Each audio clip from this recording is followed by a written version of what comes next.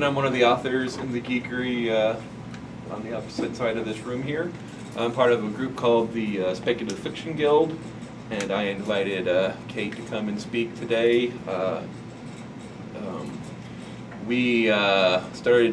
I got to know her at a convention called In Conjunction. I think we were vendor mates, neighbors, and when she just made her first film. So I'll give you a few facts about her, and then I'll turn it over to her.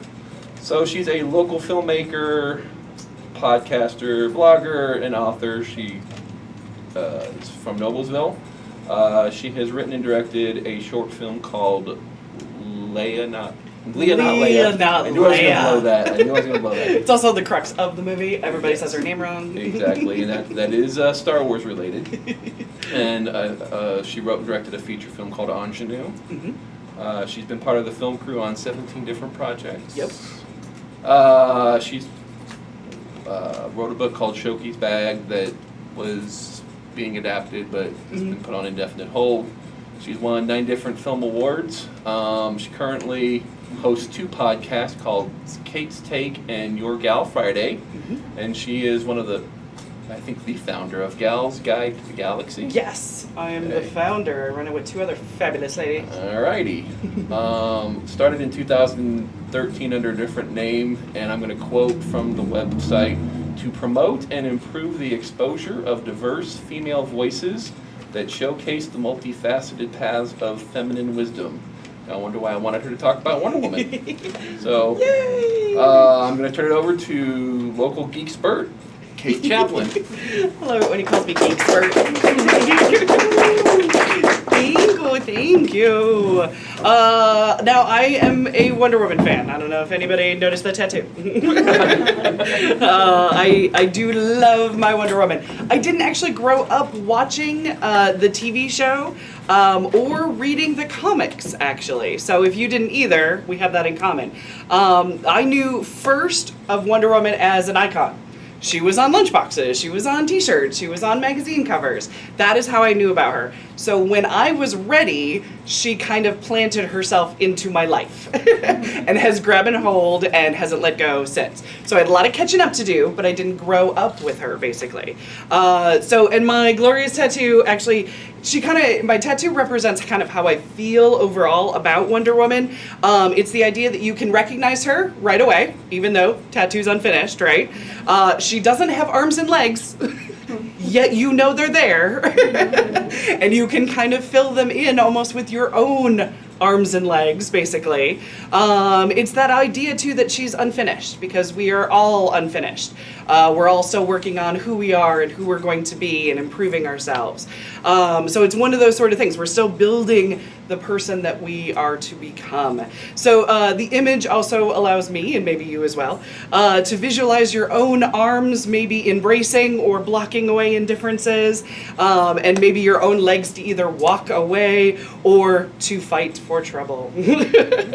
So yes, so that to me is Wonder Woman, and I firmly believe we are all Wonder Women, unfinished and powerful and strong in our own ways. We can all visualize a part of ourselves in her kindness and in her strength. So let's get into the history of Wonder Woman. It is weird. Are you guys ready? Some very weird history. So this year actually marks the 76th anniversary of Wonder Woman's very first appearance in comics. She was in All-Star Comic number 8, and then 7 months later, she actually got her own comic. Now, except for only 4 months in 2006, she has been in print every single year, every single day. She has not run, well, not every single day, but you know what I mean. She has not run out of print except for 4 months in 76 years. It's quite incredible. She was created by an American psychologist writer named William Marsden. Now, he wrote underneath the pen name Charles Marsden. So if you look at some of the comic books that they have up here, you're going to see Charles, but it's William. He had a pen name. I guess he was trying to separate but not separate himself, and maybe everybody had a pen name. But he was also created by his wife Elizabeth Marsden, and artist H.G. Peter were the original ones. So now, Wonder Woman is based off of Greek mythology. The idea of the Amazons of Greek mythology is also, as well as early feminists like Margaret Sanger. So let's kind of talk about how she was created. So William Marsden is a very interesting man. That is the best way, the best, adjective I can go with. Not only was he a psychiatrist, he also invented the lie detector test. Now, does that sound familiar when Wonder Woman has a lasso of truth? It's a little cross-promoting, it's a little marketing tie-in almost to kind of like sell his invention. He was also a lawyer, he was also very much an advocate for women, and he was polyamorous as well. He was in an extended relationship with Olive Byrne, who is also credited with the actual physical inspiration of Wonder Woman. If you look at some pictures of her, especially the early Wonder Woman comics and of Olive, they look quite similar. She even wore big old bracelets. So she's absolutely adorable, as is Wonder Woman in the early comics where she got to wear skirts. Makes me happy. But Marsden actually died of cancer only 6 years into the Wonder Woman imagining. It was number 28 was the last Wonder Woman comic that he did. Now in his psychological work, Marsden apparently became convinced that women were more honest than men because of all the lie detector test studies that he was doing. He could see that in certain situations women would work faster and more accurately as well. Now there was this fabulous documentary, I think I'll find the cover box. There's a fabulous documentary, if you can find it out there. It was on PBS, but it's called Wonder Women, The Untold Story of American Superheroines. I know it's super long, but it's really good. And Gal's Guide actually did a Directed by Women event, and we showed this film. This film interviews scholars and Wonder Woman fans about the history of Wonder Woman. And in their documentary, they said that William actually thought the future of America was going to be run by a queen and wanted to get America ready, so he created Wonder Woman. So yes, he even said Wonder Woman is the psychological propaganda for the new type of woman who should, and I believe, rule the world. Really wasn't messing around. So Marsden got into comics around 1940 when he was interviewed by Family Circle magazine. Here's what's interesting. Olive was the one that interviewed him for Family Circle. And Olive knew exactly the questions to ask that would then lead him to a job for the company that would become DC Comics. Interesting how that works out. Because, he peppered it with, I think comics have great educational opportunity. So that really, helped having a lawyer and a psychologist give you a big old thumbs up. So Max Gaines hired Marsden as first an educational consultant for DC. Then, when the time was right, he pitched him the idea of a female superhero. And of course, Gaines approved. So now the themes that Marsden really created, the ones that kind of lasted throughout the time, is the ideals of masculine and feminine social forms, restorative and transformative justice, and as well as dominance and submission. There's quite a lot of bondage in the early Wonder Woman comics. We were looking at some of them, not subtle, by the way, not subtle. But the idea behind it, as it was explained to me, was the idea of seeing Wonder Woman break out of chains and break out of ties that bind, was to be able to show her strength. The idea that women and all, oppressed could break out of the binds, metaphorically or physically, that bind them. So that was the idea of it. Didn't always play off that way. But there is also much less bondage in the modern comics, I will tell you that. So do we have anybody who is not familiar with terms like the Golden Age, the Silver Age, and the Modern Age of comics? No? Cool, I don't have to go. Oh, my daughter went. Okay, I will give you a refresher. How about that? So the Golden Age of comics, these are some terms to understand as I kind of go forward with how the storylines have changed. The Golden Age was from 1938 to 1950, all right? So basically the late 30s, 40s, and 50s, the early bit. The Silver Age of comics was 1956 to 1970. Again, why can't they be even numbers? But they're not. Basically like the 60s and 70s. Then there's the Bronze Age of comics, which was 1970 to 1985. Woohoo, even numbers. Then there is the Modern Age, which is 1985 to present day. However, it's Wonder Woman. There's another one which is called the New 52. So Wonder Woman now in 2012 started a line which is called the New 52. So I will reference them in different ways, and I'll try to do my best to keep up, whether it's silver, bronze, modern 52. Yes. It gets fun. It keeps you, on the edge of your seat. So the origin story, okay, so the origin story has changed a little bit, but the constant that has stayed the same mostly throughout, we are talking 76 years, so it does change up a little bit, but it's that that Wonder Woman is Diana, and she is princess to the Amazonians, right? So she lives on Paradise Island, or as I now call it after seeing the movie, the Mascara. I've decided that's how I'm going to say it. It's the Mascara. I've never pronounced it right my entire life. So I just like saying the Mascara because it's really close. Geeks like RJ will know I'm not saying the right words. He'll get me on it. But the other constant was the no men on the island. That was always there. When she grows up, she goes on a journey into man's world on missions of peace and diplomacy. Those are pretty much the staples that are there. Now, there is an origin story that she was sculpted out of clay by her mother, Queen Hippolyta, and the Greek gods brought her to life. This was making her the only Amazon that was on the island that was not conceived by man, and this was supposed to be a really big deal. So now, George Perez, his origin story that he did in the reimagining of Wonder Woman, which actually was a really good run.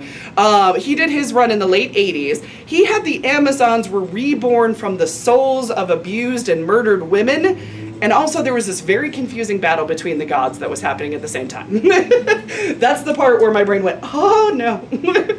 I need time, I need some charts, I need some graphs. And I will get there, George, I will get there. Now, the origin story in the New 52 line that is out there says that she is the daughter of Zeus. So you can kind of see in the movie how they've kind of taken a few of these basically and combined them in there. So they've got the George Perez storyline, a little bit easier with the confusing battle between the gods. Thank goodness, that was a little bit more approachable. But also, by doing that, they created the antagonist, or they created the villain of the movie as well, which was really nice. So now, back to the comic origin. So she learns the skill of a warrior, as well as the lessons of peace and love from her fellow Amazonians.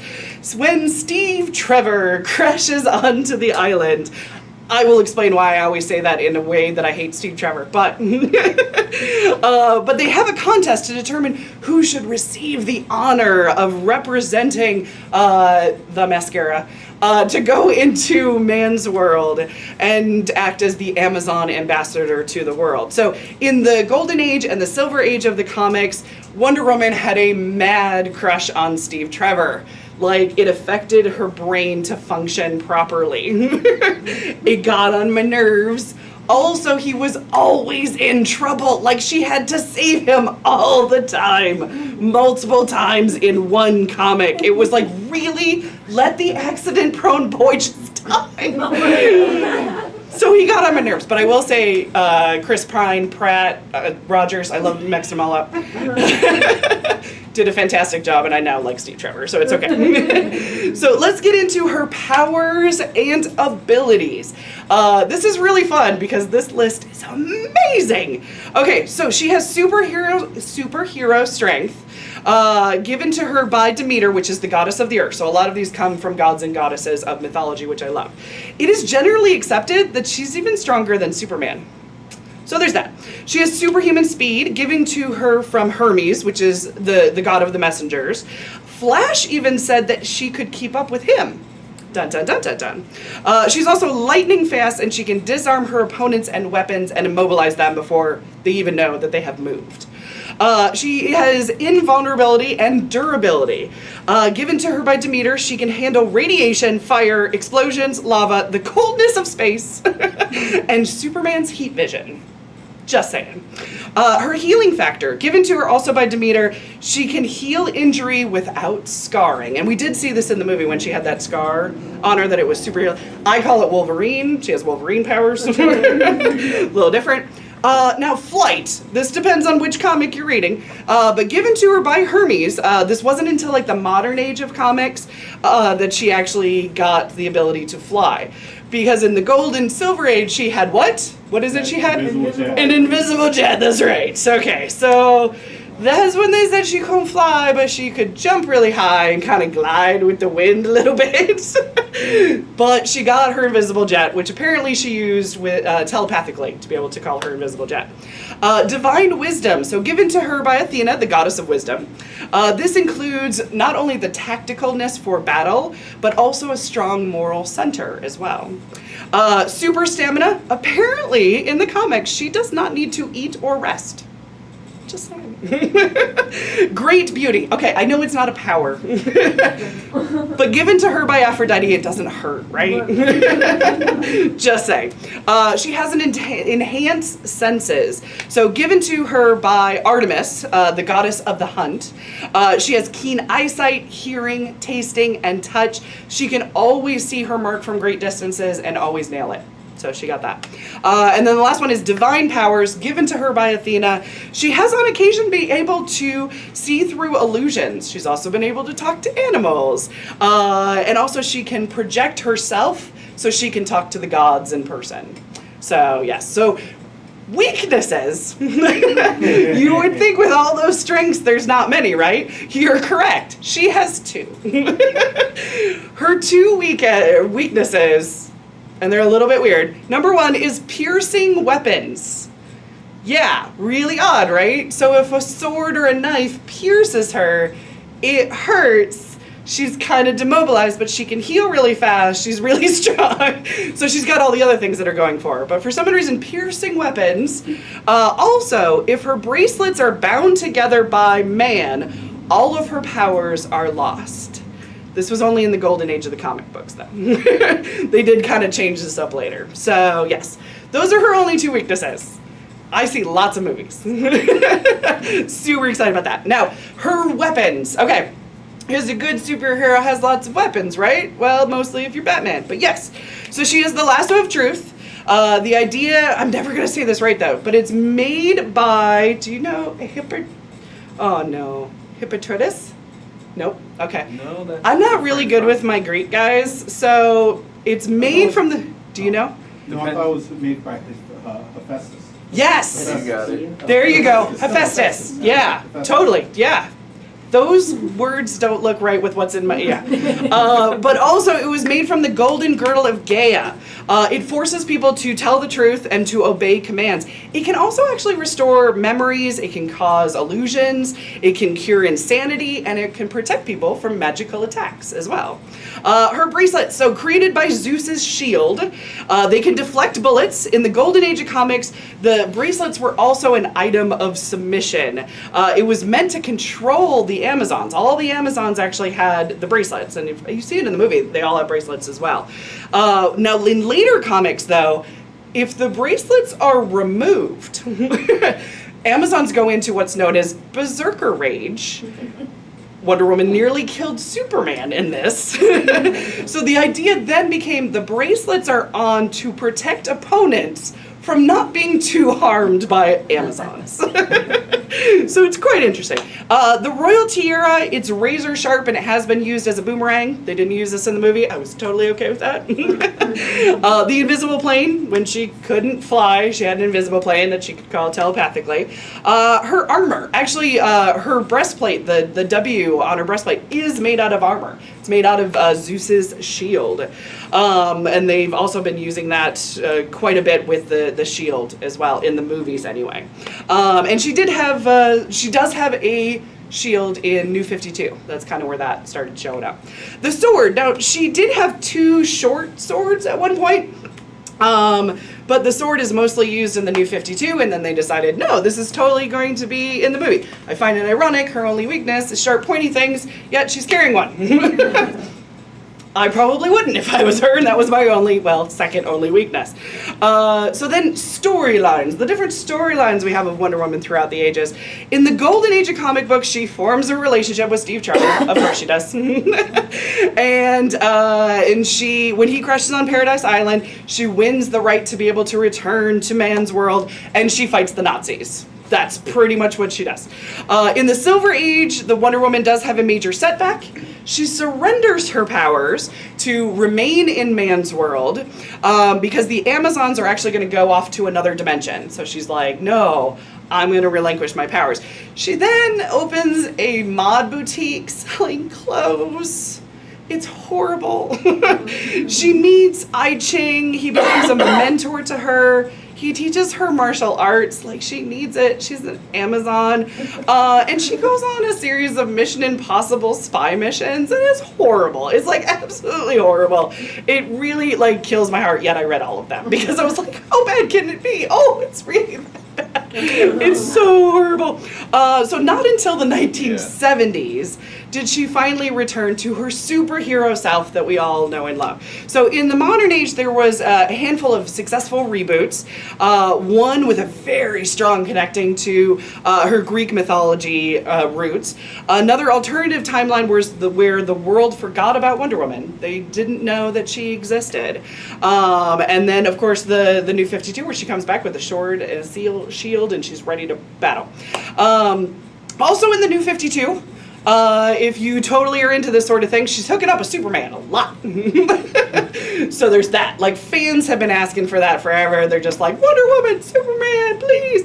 So there's that. But also in the New 52, what they kind of look at in a roundabout sense is they are looking at the multitasking that Diana, Wonder Woman, has to do. She's Queen of the Amazons. She's a Justice League member. She's the leading, or she's the god of war. She has a lot to multitask, so that's kind of like an underlining theme that you can kind of pick out on it. Now, outside the comic books, Wonder Woman's staying power really came in the 1970s. Not only did she return to her badass self in the superhero comic books of being a real superhero, but also Gloria Steinem used Wonder Woman's image for her first ever magazine, Ms. Magazine, that had Wonder Woman on the cover. This made her a feminist icon around the world. It also helped launch the Wonder Woman TV show with Linda Carter. That show ran for 4 years and it made a lot of money for the network.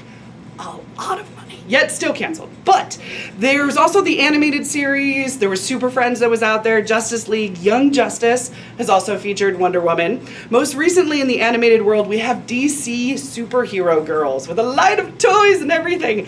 I'm a grown woman, but yet very excited about it. But not until 7 Superman movies, 8 Batman movies, do we get 1.5, 1 3/4 Wonder Woman movies. So yeah, so who has seen the Wonder Woman movie?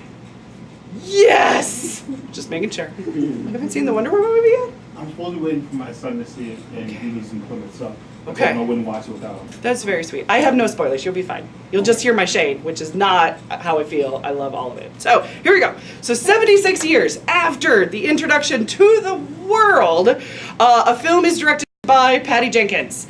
It is written by a dude, but that's okay because it's actually based on the story of 3 other dudes. Wait, hold on. But you know what? It's freaking great. It's really, really, really, really good. It now officially has the largest opening weekend ever for a female director, and that is a huge deal. It beat Twilight, which makes me so happy because I talk about female directors all the time, and I hate talking about Twilight. Because there's the question, you know, do women really drive the box office? And I'll be like, yeah, look at Twilight. Like, or 50 Shades of Grey was the other comparison that I had. It's like, yeah, a lot of women went and watched 50 Shades of Grey. Now I can be like, Wonder Woman. We all went and saw Wonder Woman. So I'll be seeing and hoping that Wonder Woman's box office continues to grow. I'm really hoping the numbers that I'm looking for, which is so weird, I'm looking for it to beat 666 million. I hate that it's 666, but it is. It is not the reason why. If it gets to 667, it will be the largest box office for a female director ever. Do you guys know what movie it's beating? Maybe. No, not Hunger Games. It's directed by a dude. Any other guesses? Directed by a woman. Panda. Kung Fu Panda 2. The highest grossing, again, this is why more talks are sad when I talk about female directors. The highest grossing film worldwide all time is Kung Fu Panda 2 at 666 million. Number 2 is actually Mamma Mia. Which actually I do love that Mamma Mia is the second highest grossing one. So if Wonder Woman beats $610 million worldwide, it will beat Mamma Mia as the highest grossing. And also Hollywood loves doing this. It'll separate it by animated and live action. So it'll start doing it's the highest grossing live action, it's the highest grossing animated. So whatever, that's why I give you both these numbers. But yeah, Kung Fu Panda 2 was directed by Jennifer Yeoh. She is most famous for directing Kung Fu Panda 2 and Kung Fu Panda 3. That's it, end of list. And then Mamma Mia is directed by Phil Lloyd, who also directed The Iron Lady as well. After The Iron Lady barely got funded, she went back to theater and has not directed another thing since, which is like a crying shame. Now, because there is a chance that the crap storm that was Batman v Superman happened. Anybody have a guess of how much the crap of Batman v Superman made worldwide? That was a lot. $873 million. So there's a chance, right? There's a chance that Wonder Woman can beat my 666 numbers and make me the happiest girl in the world when I'm talking about female directors. So please go see it again this summer if you can. I mean, for my benefit, but really for all mankind. Please see it again, and bring your friends as well. Please bring friends, because if the record-breaking aspect is not enough, it's a really good story. That's the thing that really matters. And if you're curious, you guys want to know what it took to get Wonder Woman to the big screen? You up for it? All right, so here we go. It was not easy. So I retired from filmmaking last year, so the film universe is more my wheelhouse, okay? This is why I use a lot of notes for the comics, because I'm like somewhat knowledgeable. When it comes to film stuff, this is my jam. So how many times do you think they have tried to get a Wonder Woman made? What's your guess? Single digits, double digits? Never. I know a lot. A lot? At least double digits. At least double digits? Yeah. Double digits. Hold on. 1, 2, 3, 5. Only 5 times have they tried to actually get a Wonder Woman movie made. It is very sad. But the first one that they did was in 1974. It was a TV film with Kathy Lee Crosby, and it was intended to jumpstart a TV series. So it's a TV movie, so again, my film people will be like, it doesn't count, it's a TV movie, it's not a real movie. Doesn't matter, I'm still counting it. Now, it got respectable but not wondrous ratings, is what they said. So they went back to the drawing board, and this is when they got Linda Carter, and we got the TV show that we are familiar with. But back to movies, though. In 1996, Ivan Reitman, of Ghostbusters fame, was a producer and possible director for a Wonder Woman movie. He made the most amount of attempts to try to get a Wonder Woman movie made, but the project went nowhere, and he was Ivan Reitman. In 2002 to 2007, there's something very important that I need to bring to your attention, and that is Jeffrey Robinoff. This is the guy I hate with all my soul. He was the president of production at Warner Brothers. So basically, he was the guy that was green-lighting movies at Warner Brothers. Warner Brothers is the film branch of DC. In other words, no movie's gonna happen if Warner Brothers doesn't say it's okay. Well, he's a jerk, and I'll explain why in a second. So from 2005 to 2007, Josh Whedon, who is known as the king of our people. He is a wonderful, wonderful geek who created Buffy the Vampire Slayer, Serenity and Firefly. Yes, exactly. So he's amazing. And he really knows and writes fantastic female characters. So when the words Josh Whedon and Wonder Woman, it's like, done, make it happen, throw money at it. What are you waiting for? This is brilliant. Yeah, okay. So that one didn't even work out. Josh actually ended up leaving that project due to creative differences. Wah. So, yes, I mean, it was one of those things where it's like, don't break the king of our people. Just don't do it. So, they tried to with Avengers 2. But then in 2007 to 2013, the year that Whedon actually dropped out of the Wonder Woman project, Jeffrey Romanoff, the biggest jerk ever, becomes head of the studio for Warner Brothers. And his first decree is to send out a memo and announce to the press, Warner Brothers will no longer be making movies with women in the lead. no Wonder Woman movie while Jeffrey Romanoff was in charge. So all of the hopes and dash were completely gone. We're like, when do we have to wait for Jeff to die? Was pretty much like, pretty much the theory over at Warner Brothers. They did release a Sex and the City movie. Haha, interesting. But yes, that is what that was. So George Miller directed Mad Max Fury Road. He wanted, and actually was trying to make a Justice League movie that would actually have Wonder Woman in it as well. He actually casted Megan Gale as Wonder Woman, Armie Hammer as Batman, but the project was shelved because of the writer's strike. And also because of who was in charge of Warner Brothers at the time. That doesn't really help either. Paul Feig, who made the reimagining of Ghostbusters and also Bridesmaids, he was actually pitching a Wonder Woman project as well. Went nowhere. And Patty Jenkins, who is the actual director of Wonder Woman, she was pitching Wonder Woman projects as early as 2005. To deaf ears, basically, but she was pitching it and she had great ideas. So then in June of 2013, Jeff was fired / quit. I don't care which it was. He says one, the studio says another. He was gone. It was wonderful. I had a little bit of a party. So yeah. And it depends on which news source you read of whether or not he fired or quit, whether it was amicable or not. He still took a lot of credits for anything Warner Brothers did, like 6 months after he was gone. He's a peach. So 6 months after the witch is dead, he's out. Gal Gadot is cast as Wonder Woman in Batman vs. Superman. A few months later, the Wonder Woman movie is officially announced. So in other words, as soon as he's out the door, bam, they're like, let's make this happen, and we get Wonder Woman. So, yay, right? Okay, well, hold on a second. Because nothing is normal at Warner Brothers. Ever. Like, no matter what, Warner Brothers is not normal. So Michelle MacLaren signs on to direct now the Wonder Woman movie that has been announced. Patty Jenkins had also pitched for the job. She was also right up in there, but they decided to go with Michelle instead. Michelle was a acclaimed TV director. She did a lot of Breaking Bad episodes. But she did not have a feature film under her belt. This is Wonder Woman. This is a superhero movie, but they really wanted Michelle. Eventually, there was creative differences, and Michelle was out, and Patty was back in. So we got Patty. There was really shaky ground, but they started filming. It was one of those things where, like, Patty, you wanted it, it's yours, figure it out. Ah! And then they run away. So then Batman vs. Superman happened. Oh, God. It hit theaters, and, I will say it's crap, but I'll try to be more fair and say that the reviews were mixed. Does that sound fair? The reviews were mixed.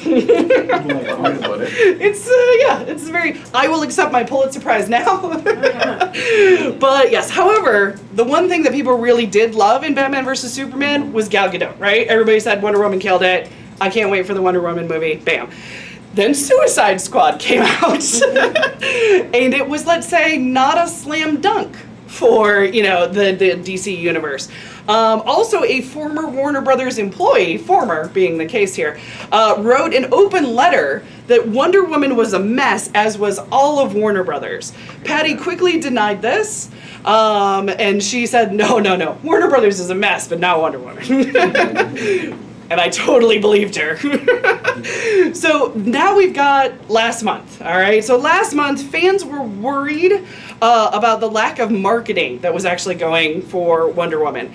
And they took it upon themselves, RJ was one of them, to spread the word, to get it out there. Now, they did an okay job with marketing. I think they did about as much as they did for Suicide Squad, but the numbers aren't out. They're going to hide it, which is the other thing. But also what really, really helped is the audience previews started, because they show the movie early to preview audiences, and they record their responses. Also, this is when the Rotten Tomatoes ratings start actually mattering, because it's not just studio executives watching it. But yeah, people started glowing about the movie, including myself as well. But a journey just to get a Wonder Woman movie made, which was a 76-year struggle, dealing with one of the worst studios ever to try to get really anything made at this point. I mean, really anything. It is quite an accomplishment for what they did. They had everything going against them. The budget for Wonder Woman was less than half of what Batman and Superman had. Batman and Superman had a budget of $250 million. This had a budget of either 100 or 149, depending on what source you look at. So it was doing twice as good with half as much.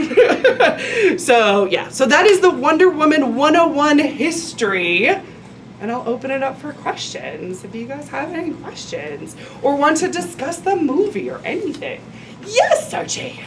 You said 1.5 features. I assume you mean the animated? No, movie? I meant Batman versus Superman. I thought I was going to ask if you knew about the animated feature Yes. and how that got done under the... Did it show under the, in theaters? No, it didn't. That's the geek film in me. Yeah, exactly. Right. So the film people, which I try not to associate with, will say that there's only been 1.5 movies with Wonder Woman as a character, which is unfortunate because they should count animated and they should count animated TV as well. They just don't because film people try to be better than TV people. I was just curious if there was a story behind, because I remember when the direct-to-video animated movie Wonder Woman came out. It was PG-13. It was decent for what it was. Right? Yeah. But it was like It had the ice cream scene in it too. It seemed like such a struggle just to to get that done? far with it. Yeah. And then you heard the reports about how they were so unsure if there was an audience for it and all that sort of thing that you always hear. Yeah. Did it have anything to do with who was in charge? Yes, and I can't remember. Do you remember by any chance what year? Because I thought it was like 2012, wasn't it? No, way earlier. 2009, I think. Oh, well then Romanoff was still there. Yeah. I don't know. I'd have to look it up. If it was, I don't know the movie. I don't know where. if it was between 2005 and 2013, Romanoff was still there. I wonder. He didn't care as much for animation. He didn't have as strong grips on that. What he was concerned with was box office features. Right. That's where his line in the sand was. We are losing money on female leads. Therefore, that's the problem. Not like the stories you pick, or the marketing you put behind it, or anything like that. But it's quite possible. Animation gets away with a lot more, which is also surprising. There should have been, and could have been, more Wonder Woman animation. Absolutely. If they just would have ran with it. I was gonna. I decided it's kind of outside of the Wonder Woman, but you mentioned the top female directors. I always think of Catherine Bigelow. Where does she fall on that? You mentioned the Kung Fu Panda and the... Yes. Her movies, unfortunately, don't gross a lot at the box office. Okay. They're also independent movies. That's the thing that really hurts Catherine Bigelow, but also at the same time I find very noble. Catherine Bigelow has never made a studio film. She has made all of her projects with independent investors, with capital. She makes the movie, and then she says, "This is my movie. Warner Brothers, Paramount, Fox, will you distribute it?" So they get it from her, and then they send it out. But they don't put marketing behind it. They don't put anything like that behind it. So Hurt Locker, Strange Days, and K-19 Widowmaker, they didn't make a lot at the box office. But Catherine Bigelow did break records. She was, at one point, she was the highest female solo director to have a $100 million budget, which was a huge deal. And for the longest time, she was the only one with a $100 million budget. The record holder is still Jennifer Yeoh, Kung Fu Panda 2, with 150. And that's again for animation. So it's between Kathleen Bigelow with 100 million and Jennifer Yeoh with 150. So right now, they are reporting that Wonder Woman's budget is 149. Do you know how much that pisses me off? Because it's more than Catherine Bigelow, so it's the highest live action, whatever. But it's one away from being tied for the most. And I'm like, who reports a budget as 149? So every time I see that, and it's on, I look at Box Office Mojo. That's where I look for numbers, because IMDb has changed the budget 7 times for Wonder Woman. And it seems to be reflecting which record they want to beat and which one they don't. Freaking Warner Brothers. Just saying. If it was any other studio, they'd be like, it's 151. You know what I mean? Like, it's the highest budget ever for a woman. Woo! Catherine Bigelow is awesome. She is also the only female director ever to win an Oscar. So, nobody can take that away from her. She's the first. She should not be the only, but she is the first. So, yeah. You had something to say, my friend? Oh, it was just about the animated film. the fact that they seem to, Warner Brothers, I don't know if it's because they put less care in governing animated, but it seems like all the animated ones from DC come from the same group. Like, it's like, oh, and then these same people, they make them all, and they all seem to be better than the live action ones. Just saying. Yes. Like the Suicide Squad animated was awesome. There was an animated version? Oh, it was. Oh, I'll have to check that out. The Joker was actually a character, not like a random cameo. Was it Mark Hamill? Was it Mark Hamill? Mark Hamill does a voice with his, and he has some lines. Here you go. Awesome. Thank you, Luke Skywalker. Actually, was an awesome character. Like it was a good film. Nice. And the Wonder Woman, I liked. I thought the Wonder Woman was good. And Wonder Woman scene in their throwback, like retelling of the Justice League Golden Age kind of version. Oh yeah. The New Frontier one, exactly. New Frontier. Wonder Woman, Superman is talking to Wonder Woman. Wonder Woman being like, yeah, I let him kill him. What? And also, she's taller than Superman in that shot. Like, he comes out and she's like, he has to look up because Wonder Woman's like, I was like, what? So, just randomly. I was like, those little things help. I'm just yes, saying. and Lucy Lawless is the voice. That was awesome. That was when Lucy Lawless was a voice? I remember that. Okay, all right, yes. So it was, So oh, Xena Warrior just Princess. random of their DC's. Yeah, DC's animated ones? Yeah. Awesome. It's the And lunatics live running action, the you go, asylum, basically, is what that is. Yeah, and it's lovely. Yeah. But the problem is you get a close knit, and you don't get a lot of outside opinions. So if it starts to go south, it's going to go south fast. But at the same time, they get creative control more. So, yes. Any other questions? Anything I was talked way too fast on or unclear about? With Captain Canner, that's his name, right? With him out of the picture now, are they going to introduce some other love interest before you Oh, you mean Superman? Steve Trevor? Okay, sure. Here, the love interest of Wonder Woman? Yeah. Yeah. Chris Pine. Yeah, Chris Pine. Thank you. Chris Pine, Pat. Yeah, got it. All right, all the Chris's. Well, here's the thing. He might have died in the movie. He has died so many times in the comic book, and that bastard's a cockroach, okay? He keeps coming back. We didn't see him die in the movie, so because he was so good, Chris Pine, Pat, I have a feeling they're going to bring him back. But that is if they decide to do World War II as a storyline. Because the movie does have modern day, and then it does have World War I. So they could stay in modern day, which, I don't know, did they free Steve Trevor? I'm also waiting for that one. Like, we're going full Steve Rogers, Captain America on this. And Steve Trevor is frozen and now 80 years old. And Wonder Woman is still saving him from problems. So I hope not. But I wouldn't put it past them to bring him back somehow in some way, even if it's a flashback. But then, really, if I'm not mistaken, I think her really only ever love interest was Superman. Am I wrong? Those would be the two, yeah. Because she then became like business, where it was, Justice League all the way, and I've got to defend the world, and I ain't got time for all that. In the Justice League cartoon, which I've also watched. Yes, the awkwardness. They played with Wonder Woman, Batman. Yeah. With Superman being very jealous. Yeah, there was like this whole like, Kind of Wonder opposites Woman. attract. Yeah. and, Oh, there was a lot of Batman's tension. all like, It was whatever. Yeah, it's like, it was whatever. Mulder and Scully action is what was happening. So it was if intense. They can still pull that in. I guess. Yes, they could do that, which, oh god, that means Ben Affleck.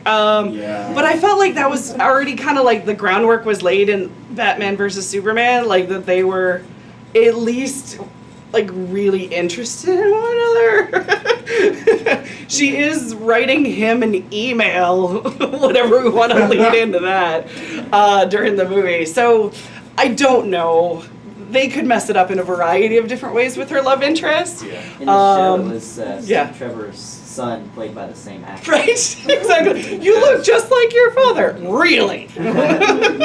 Yeah, that could happen too. Now Yeah. go sit behind a desk with you. Right, exactly. Yeah. So, yeah, there's a variety of ways that could go terribly wrong. But all I know is that if Patty's in charge of it, she won't let it go wrong. That is my reality that I am substituting for the reality that is. That Patty cares too much about the origin story and the characters to let it go astray. But it could happen. Can you talk about Patty Jenkins' background.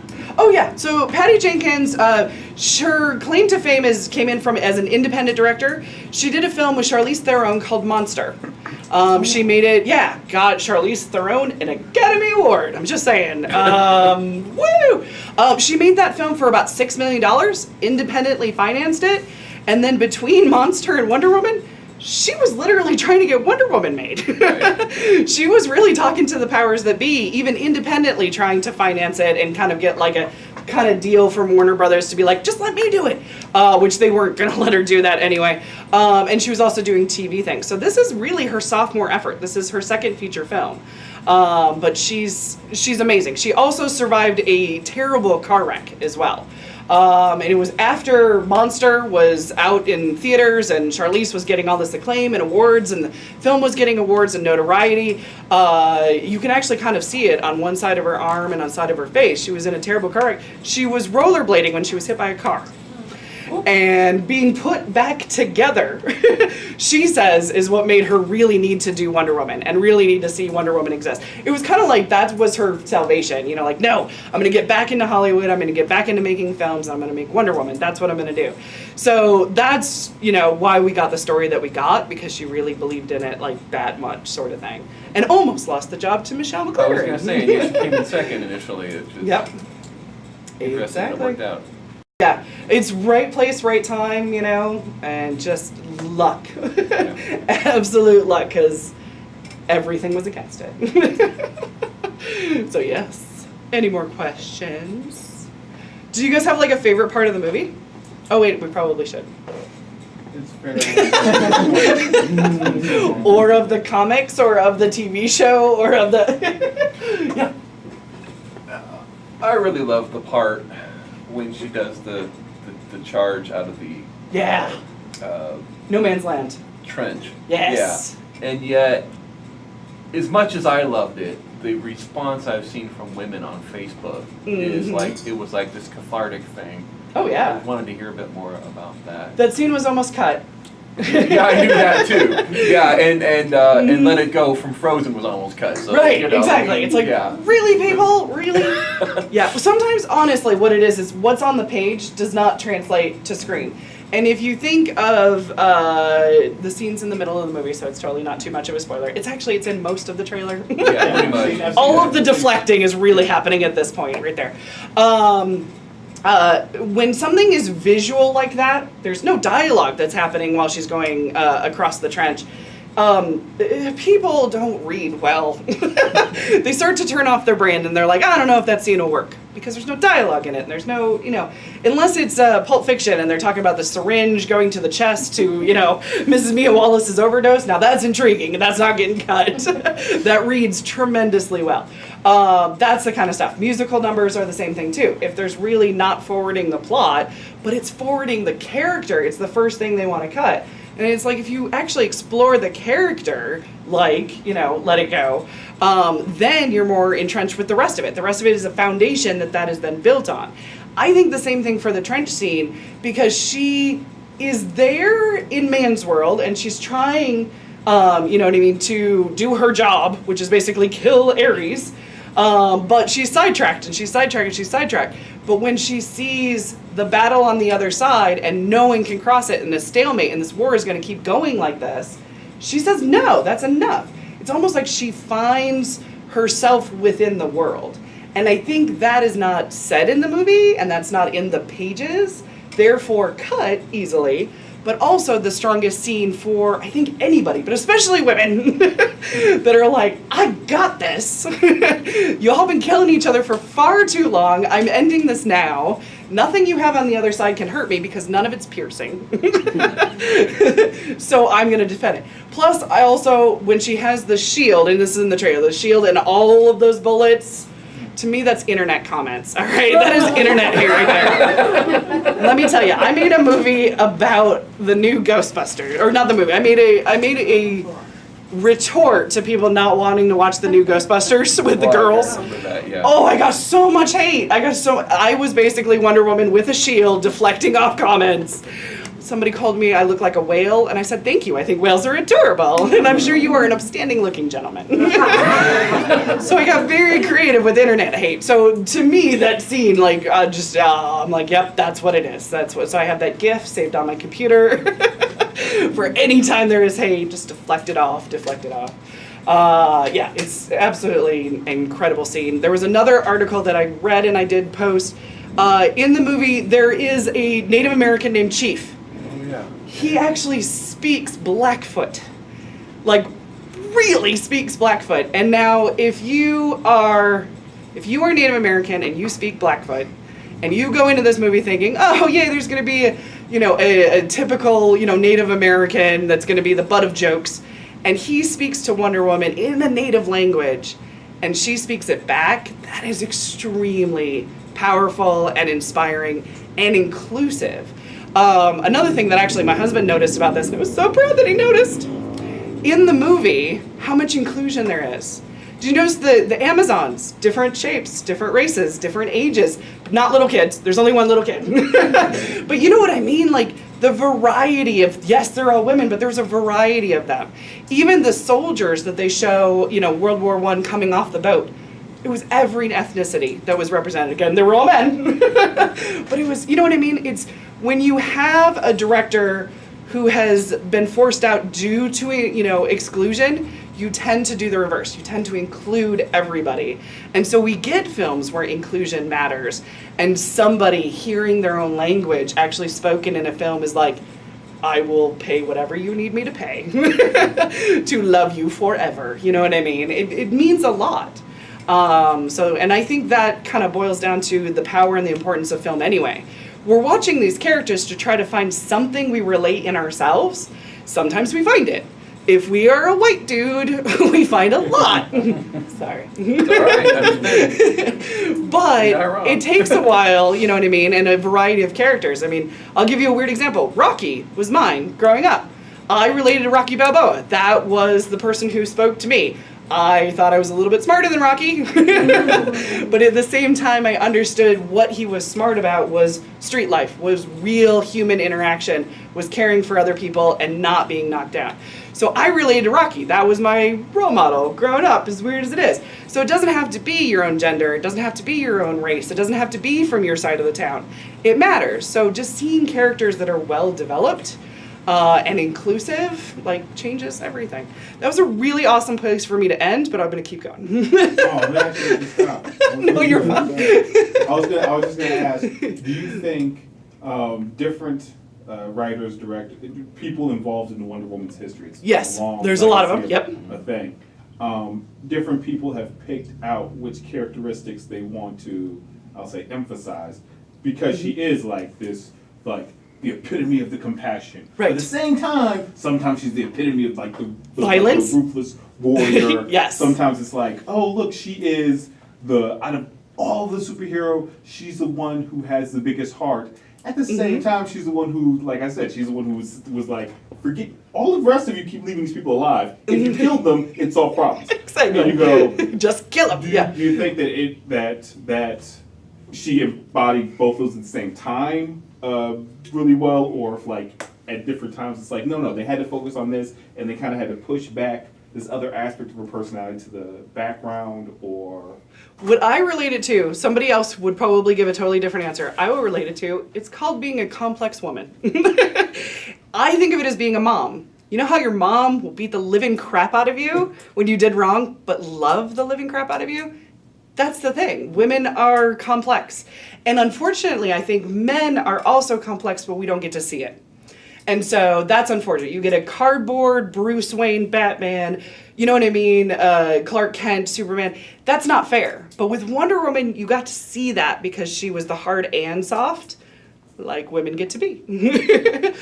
in that same vein, though, then do you think, assuming that Justice League, who's directing Justice League? Zack Snyder. Jack Snyder. But Josh Whedon got, so Zack Snyder had family problems and didn't finish, so Josh is doing reshoots and maybe fixing it? So you think maybe he can pull back because No. that's okay. I have no faith in Justice League beyond Wonder Woman. Going backwards in time. Yes. I'm going backwards in time to give to the point. So Yeah. okay, you have Chris known as Batman. Yes. Great. I loved it. Yes. Great. Right. Yes. Absolutely. Because it's Batman. Right. And you go, wow, Batman's dark. Right. He's always been dark. Right. He's Batman. Exactly. Then all of a sudden you have the world's biggest Boy Scout snapping people's neck, and you go, You're like, I'm sorry. What? What just happened, right? Like, wait a minute. Can really the most powerful person on the planet do this? Is this not a problem? Does not anybody who says here you go rain on Superman? Yeah, I think you have a point. I mean, Right. It's so crazy. And so now going into the new Justice League, Right. they get their hands on Wonder Woman. I mean, Wonder Woman was awesome, Right. in her little pieces in the first one. But Yes. She's part of the team player now. yeah, is that? Do you think that's gonna? Are they gonna be able to keep her? I don't know. I have one What are you observation thinking? related to Superman's in the perfect spot. He's in a coffin. He can be reborn into something completely different now. But yet They it's can still going to be Henry Cavill, isn't bring. it? Well, probably. Yeah. I don't think. I don't think it was. I don't think Henry he's the Cavill's problem. problem. When he had to I think, work. I think it's the writing. yeah, when the he had writing work, was just terrible. But they can now bring him back to be What they promised me in the whatever. trailers. Yeah, and they can make it work now. And Mhm. Maybe Wonder Woman And could switch be him part out. of his catharsis into something Like, better. hey, There's Yeah. a chance. You The problem is And it's if still not, Zack you Snyder can write the writing same it, though. fiction, It's still the same Yeah. person writing it, so I don't They know. kind of took away the whole Clark Kent. I Yes. mean, like Clark Kent kind of doesn't exist Right. in the movies. Right. You kind of go, he's never. He was my Clark Kent. favorite part because he Like- grounded Superman for me. Like the analysis that they gave of Superman in girl shooting the head. What is this? Girl shooting head. I know. That's a terrible way to figure out what I'm talking about. I'm like going, let me go through my data bank. Okay. Wedding gets messed up. She's going back getting revenge. A bunch of people named after snakes. Bill. Oh, Kill Bill. Kill Bill. Yes. Oh, yes, yeah, Tarantino. Yeah, The yeah. analysis of Superman at the end of Kill Bill was very accurate. It's like, Oh, okay. that was Superman's version of what he thinks of humanity. It's Oh. like his Clark Kent. He like put on this like. Yes. And I was like, that's very true. He does. He's like, man, they're weaker. They're kind of off. I understand. Right, But they're skittish, they don't wanna cause trouble, they don't wanna be think trouble. That's what people Yeah. are. I mean, look at me. But at the same time, it's also very.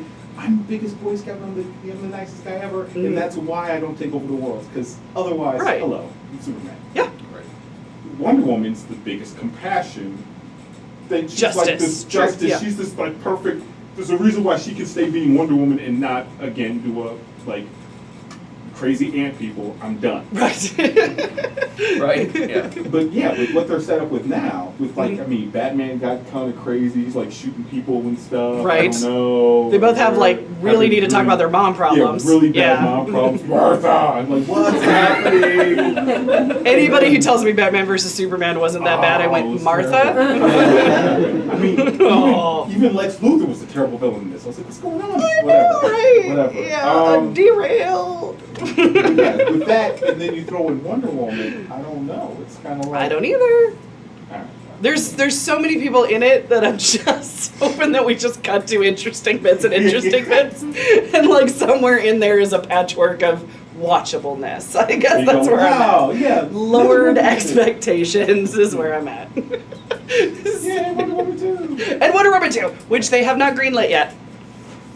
They say they are waiting to see. And I'm like, what more are you waiting to see? Because you greenlit the idea of Batman versus Superman and Justice League before you even finished making it. So don't tell me wait and see. It's Warner Brothers. They're weird. They're weird. I think when Sarah, were they you see gonna dollar say? signs, Oh. they'll greenlight I hope so. it. I don't know what they need, basically. Do they need a memo? Do they need a hashtag campaign? I'm like, whatever you need, I'm in. I will do it. But yeah, we shall see. Did you have something else, Sarah? Two things. Two things. Bring One it. thing I was thinking, I liked what you were saying about the issue of like her being violent. 'Cause I was thinking about that the other day. One of my friends on Facebook had made a comment saying something about someone can be your role model all they want to. I assume she was talking about Wonder Woman. I'm not for sure, but I'm just assuming. Right, exactly. But she made a comment about something about, but when they make them just as violent as men, it da da da da da da. And I was really? like, yeah, and I was like, but I think if they didn't make her as violent as men, it would be ridiculous. You know what I mean? Yes, like, she wouldn't fit. Presupposing that idea that like women are always peaceful and men are always what, you know what I mean? And so it sort of struck me as kind of a dumb comment, but one that sometimes will be made. It's a common argument about Wonder Woman. Yeah. How can she be about peace when she's so violent? And it's like, you Yeah. can be complex. Yeah, the complexity and it sort of, I don't know, I guess it frustrates me when people try to go the other way with that in the name of something that it's not. Mhm. And then, so I like your comment on that. And then the other thing that I was thinking kind of, since it is always kind of a subject within your work, is as I was watching it and as I watched Guardian of the Moons of the Galaxy, two of the things I noticed right off, other than, unlike some of the other movies that came out earlier in the year around Oscar season, they both like passed the Bechdel test. Yeah, right. Amazingly. And so I guess True. my question is, do you think that tends to happen a lot with superhero movies anyway? Do you think that leads to better things later, or do you think that they are just particularly a genre that tends to do well with that With it, anyway? just with the Bechdel test in general? Yeah. I think the Bechdel test has caught on a little bit more. Does anybody not know what the Bechdel test is? I know what it is. I love it. Okay, so the Bechdel test, it was started as kind of a joke by a cartoonist named Alison Bechdel, hence Bechdel test. She created a comic, and in it there are two characters, and they're like, "Have you seen the latest so-and-so movie?" And she says, "No, I don't see a movie unless it passes the rule," which has now become the Bechdel test. The rule is there are 3 parts. A movie, generally, because a TV show it's a little bit harder, but a movie must have 2 female characters with names. Not nurse, not mom, not hey you. Names. Second part. That's the first, just 2 women. You would be surprised many movies fail not 2 women. Second part is, do those 2 women who have names at any point talk to each other? Okay. Also, hard to pass this test. The third aspect is, do these 2 women who have names, when they talk to each other, talk about something other than a man? That's it. That's the Bechdel test. You pass that, you pass it. Now, there's been studies now that show that movies that pass this test, purposefully or consciously, actually do better at the box office. Why? Because their characters are probably a full-fledged person, character story arc, and there's a story there. Just saying, because actually, like, women really do talk to other women, and they're not just a plot device is what you get. So if you have a movie that doesn't pass it, it's because you have cardboard characters. There are exceptions. Gravity, there are only 3 people in that movie. One of them is just by herself for 75% of the movie. So it doesn't pass it. The Bechdel test does not mean it's a good movie or a bad movie. It just means, is there a fully realized female character in it? But yeah, it's quite sad. So I don't know. I want to say it's caught on. Warner Brothers has always hated this test, by the way. They turned down scripts that passed the Bechdel test intentionally. And they were actually at UCLA doing a presentation saying, do not write scripts that pass the Bechdel test. Hate them. Warner Brothers is like medieval. Hopefully they're changing. Simple test but I noticed that more and more now as I go to the movies. I will Yes. look at that and I'll go up and I'll look it up later, and that was one thing I loved about Yep. Guardians of the Galaxy. It actually passed, yeah. But then I thought, well, superhero movies maybe tend to be more inclusive anyway. Yeah. Well, for like the first Avengers, you had Black Widow and you had, I always say Anita Hill. It's not Anita Hill. What is her name? No. You talking about the Sharon Carter? No, the one who runs the ship. Maria Hill? Maria Hill, thank you. Sorry. So Maria Hill and Black Widow, 2 very strong female characters within the Avengers universe. They don't talk to each other until the second movie. And then they have one scene and I'm like, yeah, I know what you're doing. I know what you're doing. You're passing the test. But I was happy that they spoke to one another and it wasn't about Nick Fury, because that's probably what I would have done. Oh, wait, I'm bringing feminism back. But I would have talked about Nick Fury. But so I'm hoping it catches on. There is also a movie chain in Sweden that actually posts the rating, pass or fail, of the Bechdel test.